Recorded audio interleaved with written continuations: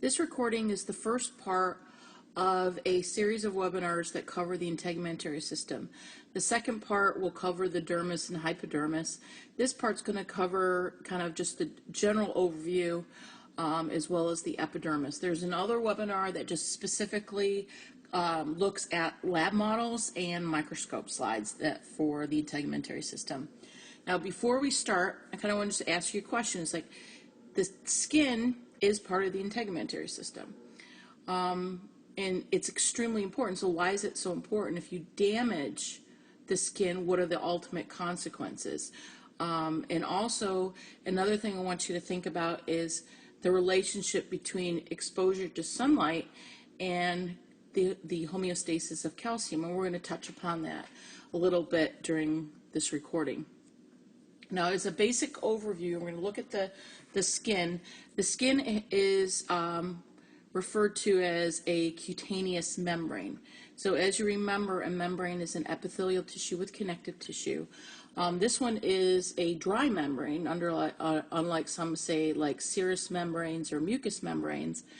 And the membrane, I should say, is composed up of first an epidermis, which you see right here at the top. So all of this above is the epidermis, and that is composed up of stratified, squamous, keratinized epithelium. And then underneath that we have collectively what we refer to as the dermis, but the dermis is broken up into two different components. Up here, right up in here, this is called the papillary dermis. Down here, this is the reticular dermis. The papillary dermis is made up of areolar connective tissue, while the reticular dermis is composed up of dense, regular connective tissue. Now, the other component of the skin here is the hypodermis, often also referred to as the subcutaneous layer. So the cutaneous membrane is the epidermis and dermis, and so the hypodermis was called the subcutaneous layer because it's underneath the cutaneous membrane. Now I want you to also just kind of look at the terms: epidermis, hypodermis versus dermis. Epi is upon, the epidermis is upon the dermis. Hypo is below the dermis, so that's where you see they come up with the names. Now the skin also, besides, or I should say the integumentary system, besides the skin, which is very, very large, it's the largest organ of your body, is also composed of various sensory receptors that we'll talk about. You see like a couple, here's a sensory receptor here, and here we have hair, we have structures called erector pili muscles, you've got your nails, so we'll look at some of those as we move along. Now is that just so you realize, because a lot of students confuse this, is reticular dermis. A lot of people want to say, well, it's got a lot of reticular tissue, that's why they called it reticular. Don't confuse that. The reticular dermis is composed up of primarily dense, irregular connective tissue. The reason why they refer to it as the reticular dermis is it gets its name because of the high concentration of elastic and collagen as well as reticular fibers. It just doesn't have as many reticular fibers as we would say is reticular tissue. So they call that the reticular dermis.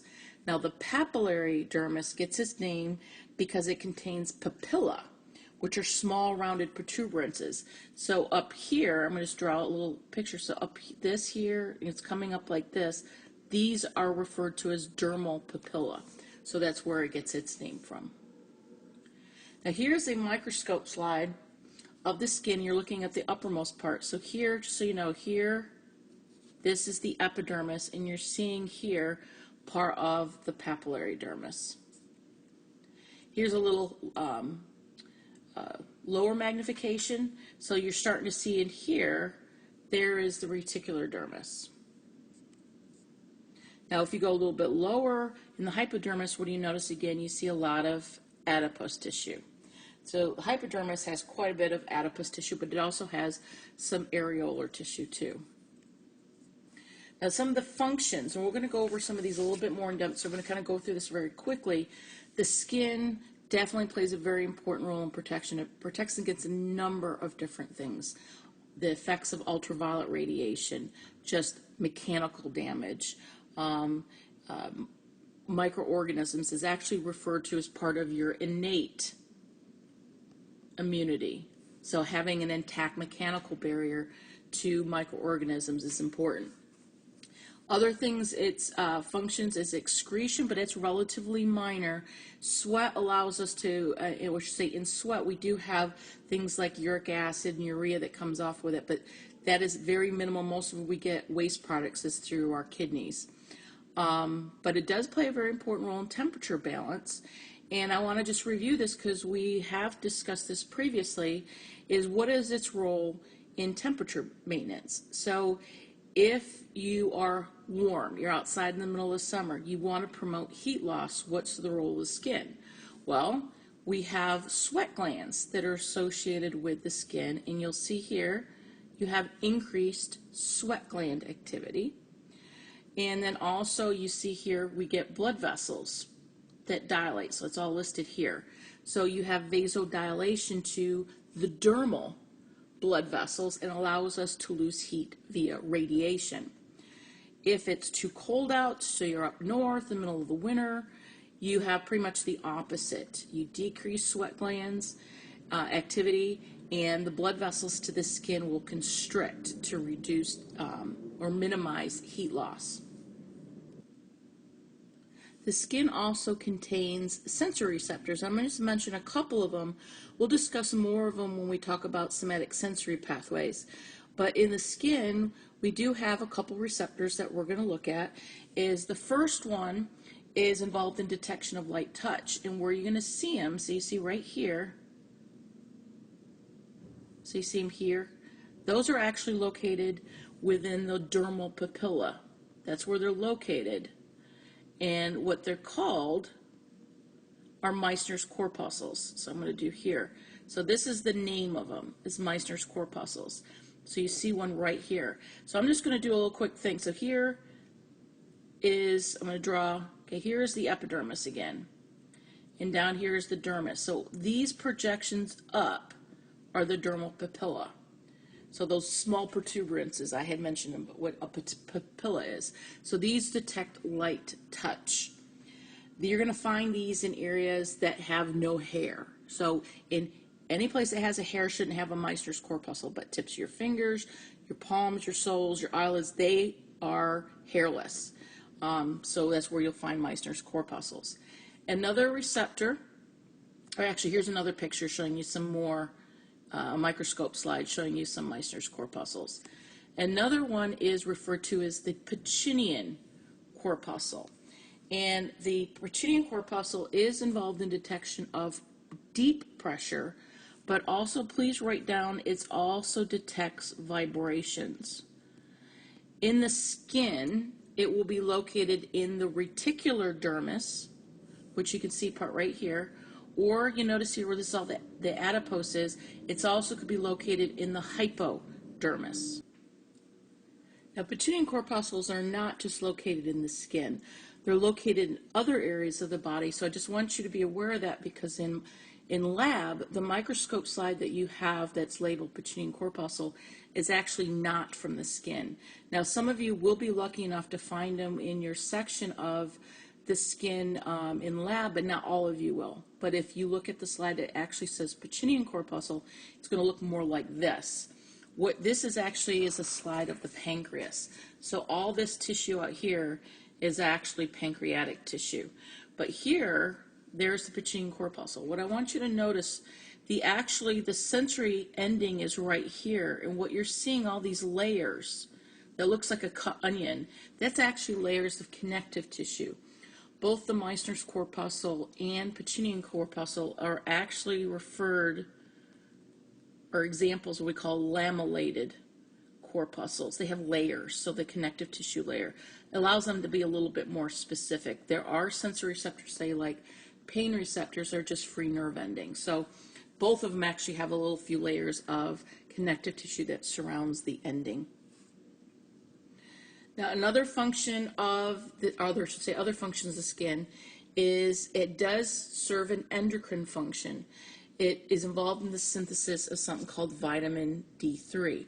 Now, vitamin D3 is not active. Vitamin D3 subsequently have to be converted to a substance called calcitriol, or calcitriol, depending on how you want to pronounce it, which will be important in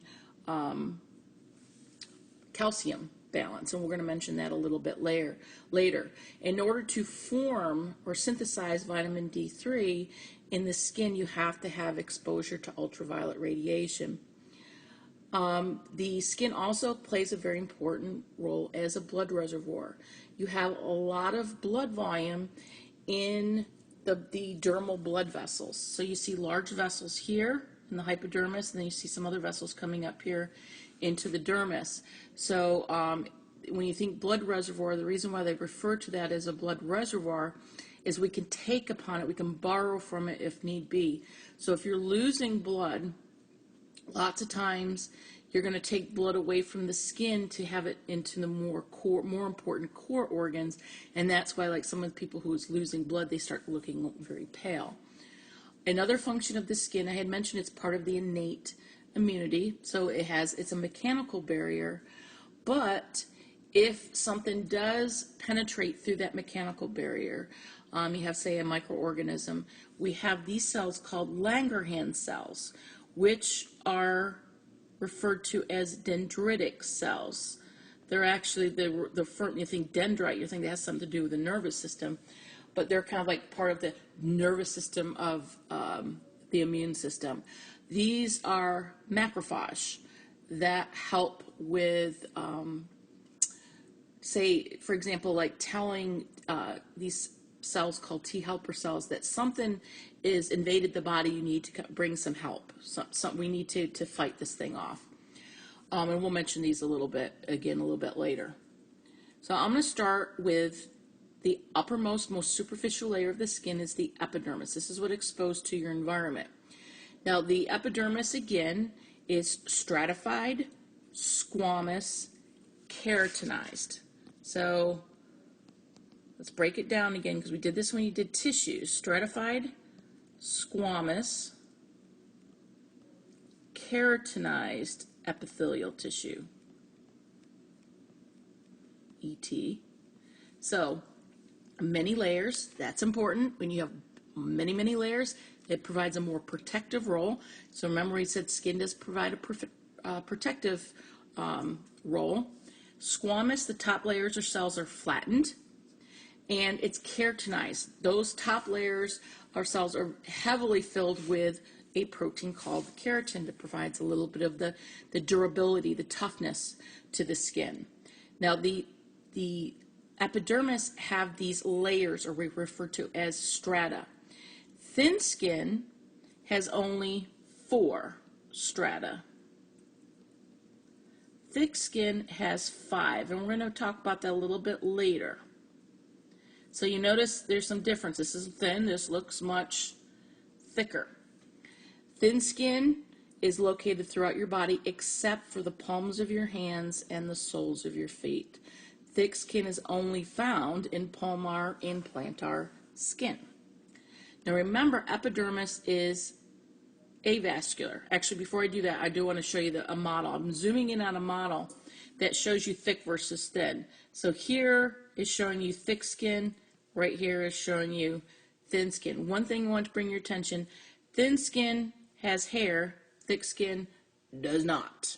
Okay, so you check your palms and your soles of your feet, you shouldn't find any hair. But also, as I had mentioned previously, is the epidermis doesn't have a blood supply. But the epidermis is constantly replacing itself. So how is it getting its nutrition, its nutrients? Well, if you notice in the dermis, you see some blood vessels. So it's receiving it from your dermal blood vessels.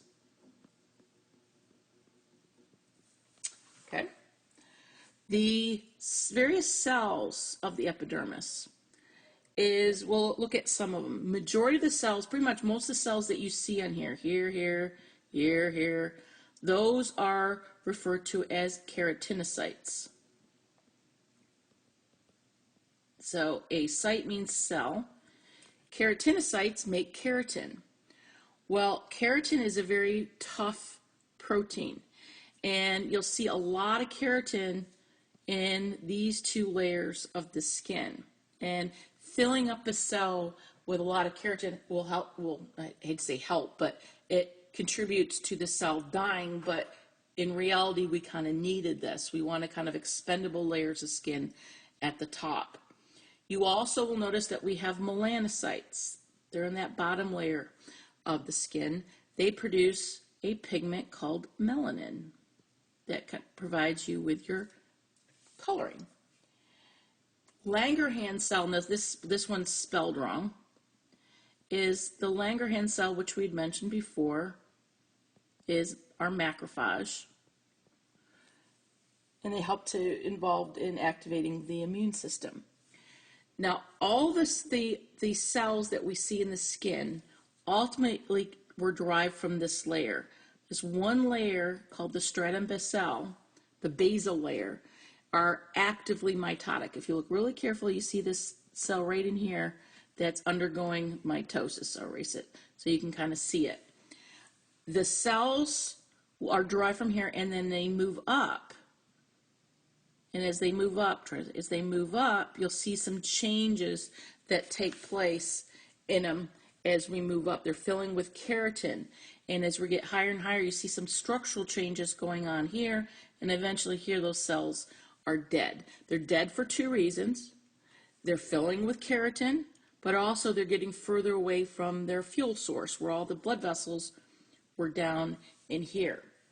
Now, there is a condition in which people have the mitosis that takes place in that stratum basal they have an increased mitotic activity, which causes the epidermal layer to be replaced within maybe just a week versus in most people anywhere from 2 to 4 weeks. And most of you have probably heard of the condition. It's psoriasis. Now, actually what I want to do, go back here, is I want to mention the layers. I'm just going to erase this so you can see a little bit better, clear all the drawings, is I want to look at some of these layers. So all the cells started off here in the stratum basal that I had mentioned. And with here, this is where you're going to see all those little epidermal, something called an epidermal ridge. So I'm going to draw like this. So this is the epidermis. So all these here were epidermal ridges. They kind of interlock with the dermal papilla. So I'm going to do the dermal papilla in blue. So this would be from the dermal papilla you see from the papillary dermis. So they kind of lock in together. And they're going to kind of, this arrangement of the epidermal ridges is actually responsible for your fingerprints. So, and it's genetically determined. I've read that twins have different fingerprints. The fingerprints are unique. Every one of your fingerprints is unique, but the pattern is actually derived from the ridges. Now, the stratum basal also is where we find those melanocytes that produce melanin. You also have these cells called Merkel cells there that will be involved. They're tactile receptors.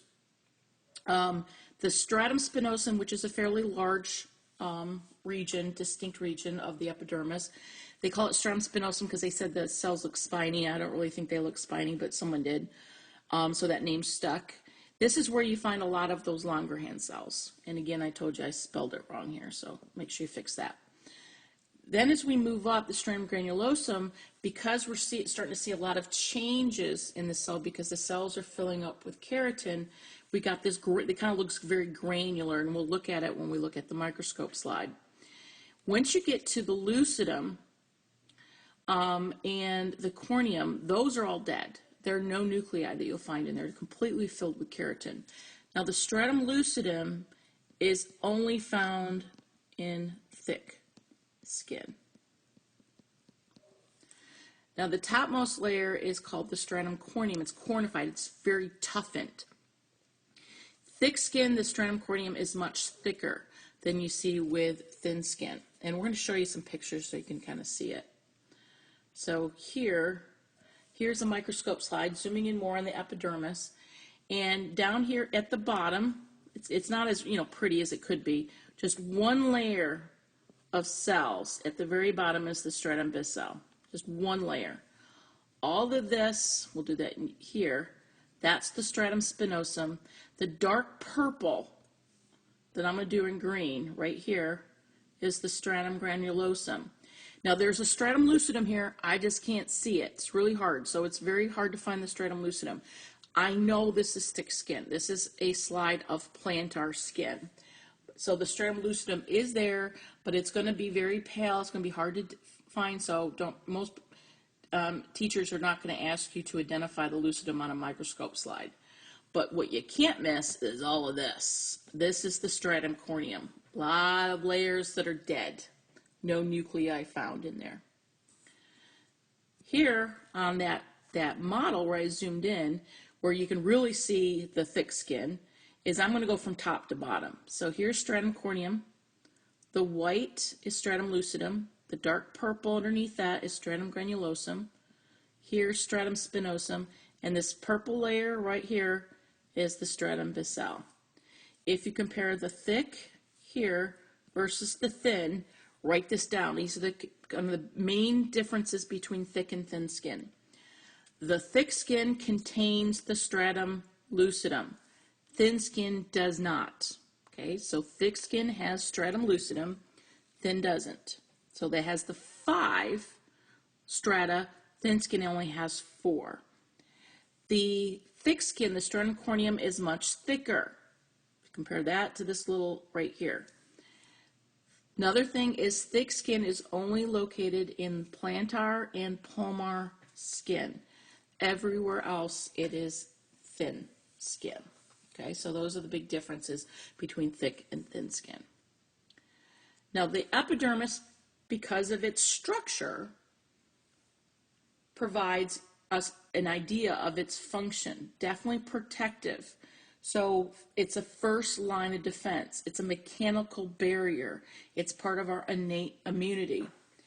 But if we have, say you cut yourself, you break that barrier, we also have those Langerhans cells sitting in the epidermis that are macrophage that'll help protect us against that invasion from microorganisms. So they help stimulate a defense against microbes.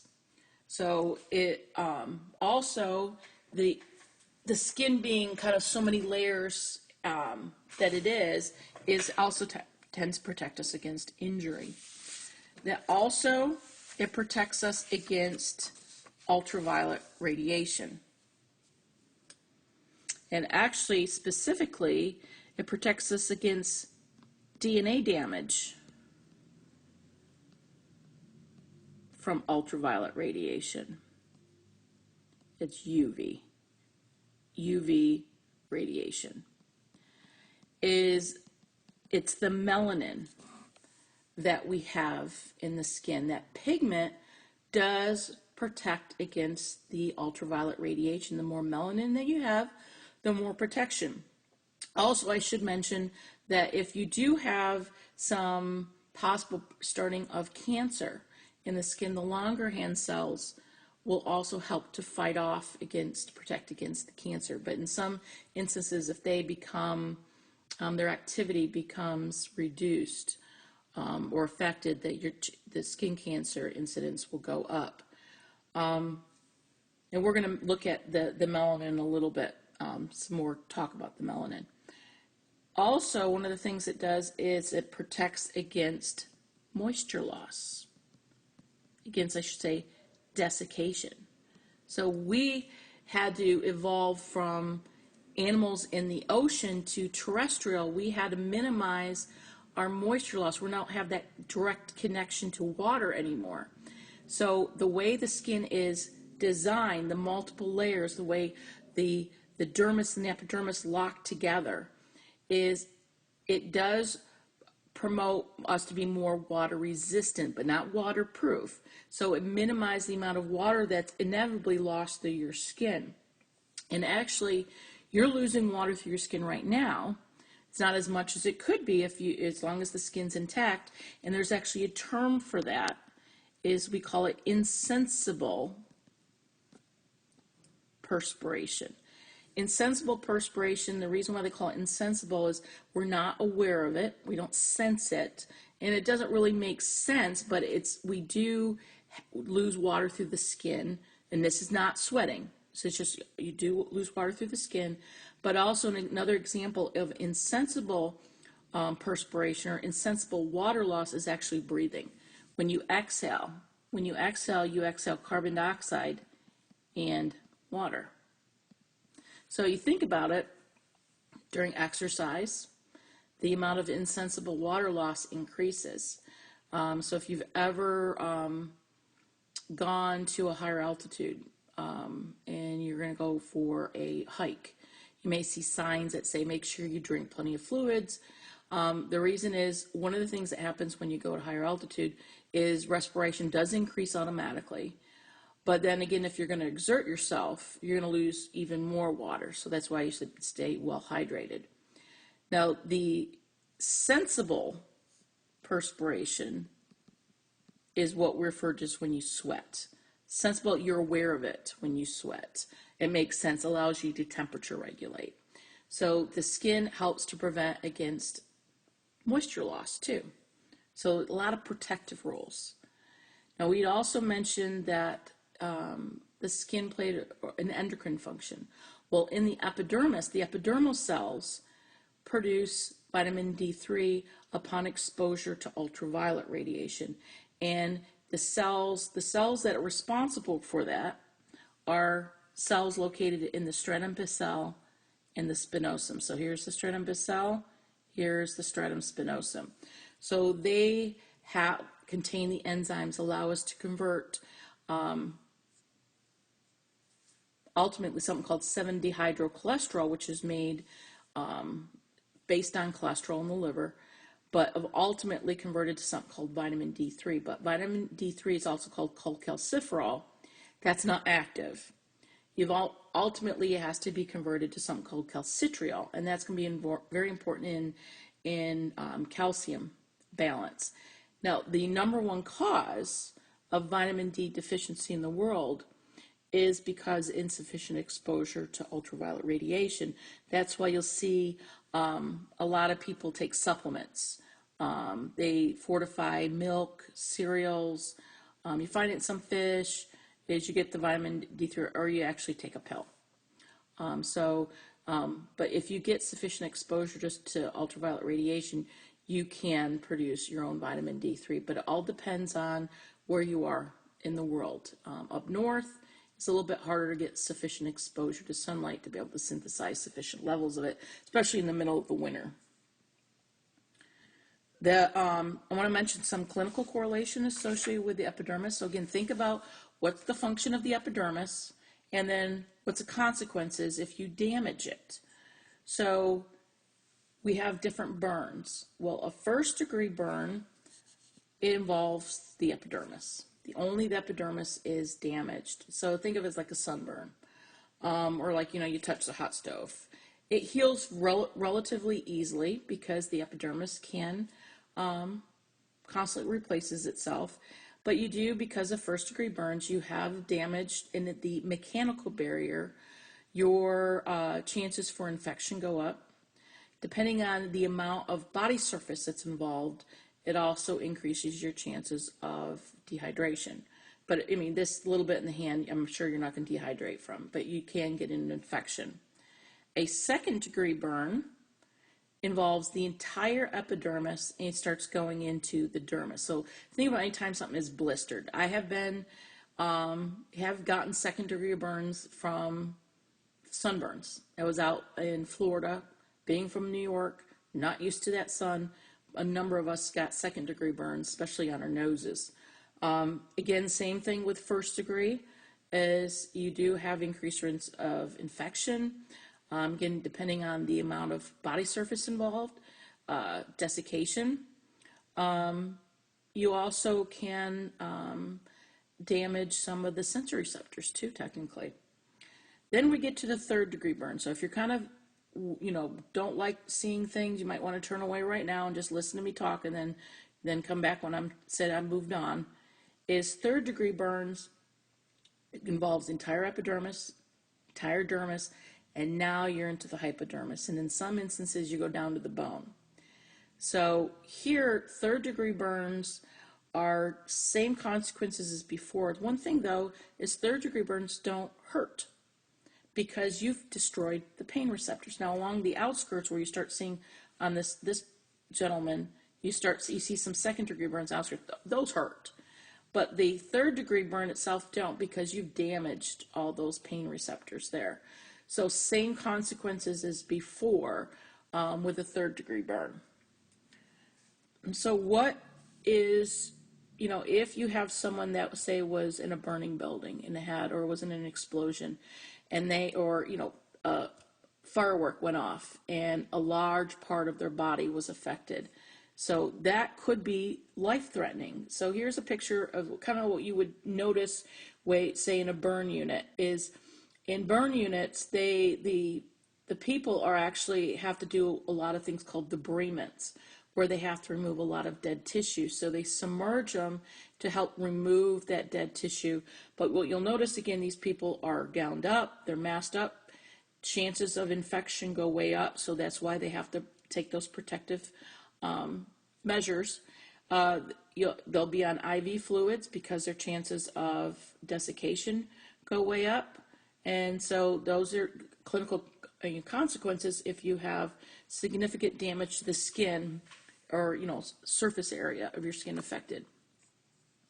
Now, other thing I want to mention is skin color. And primarily what determines your normal skin color is the amount of melanin, not the number of melanocytes. It's the amount of melanin that you produce. And I really like this picture because you could see a wide range in skin coloring. And this quote from this anthropologist is true, is the skin colors that we have was actually a means to adapt for life under the sun, because melanin protects us against ultraviolet radiation. So in equatorial Africa, for example, you're going to have very dark complected people because they get a very high intense exposure to sunlight, so it protects them. If you look at people up in Denmark and Sweden, they're further away from the equator. They tend to be very fair skinned. But what you'll notice, people have moved all around the world.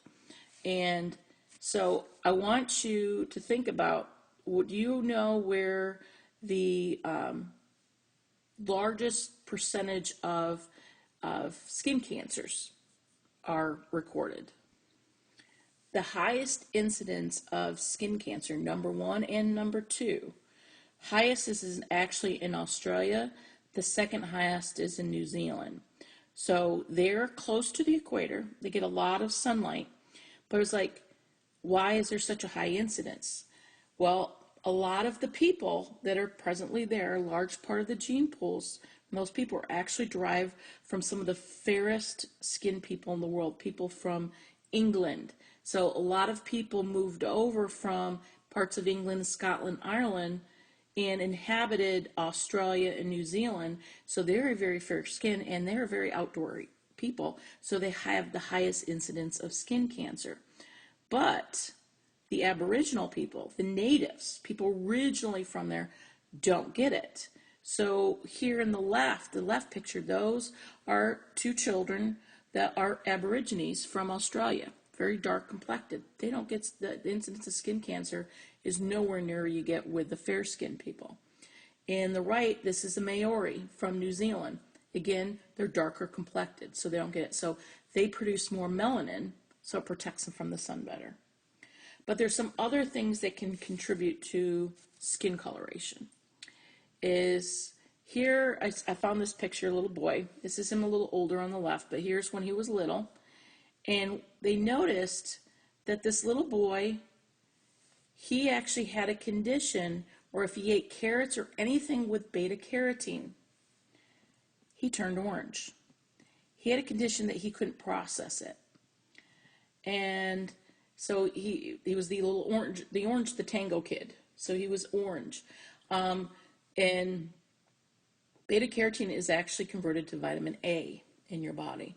So the boy had some other conditions too, but here obviously he's avoiding anything with beta carotene now. But I have actually, some of you may have seen people who have eaten way too many carrots. They can turn orange. So things that you eat can do it. Things like some of the tanning solutions, or the things where you don't go out in the sun, you just put the cream on, that can change the color of your skin. How much the oxygenation of your hemoglobin. So if you look at this woman's hands, you see all this kind of cyanotic, it's bluish. So she's not getting the proper amount of blood flow to the skin. So the oxygenation of your hemoglobin can also do it. There's other conditions, diseases that can change the color of skin. So if you're interested, Google blue people. So especially blue people in Kentucky. They look blue.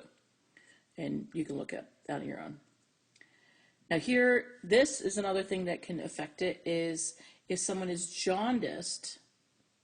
Jaundice is not a disease, it's a symptom. Actually, this thing has not let me spell out jaundice. This is where you have a buildup of bilirubin. And it could be because of liver disease, because the liver actually converts bilirubin into a more easier substance to get rid of in the body. Bilirubin is a breakdown product of red blood cells. It could be a liver problem. It could be a bile duct problem. It could be a gallbladder problem. It also could be breaking down red blood cells too quickly that your liver can't keep up and get rid of the excess bilirubin. So jaundice is, you start seeing yellowing, and it's very more evident in the sclera of your eyes. So that's going to be the last bit for this first section on the integumentary system.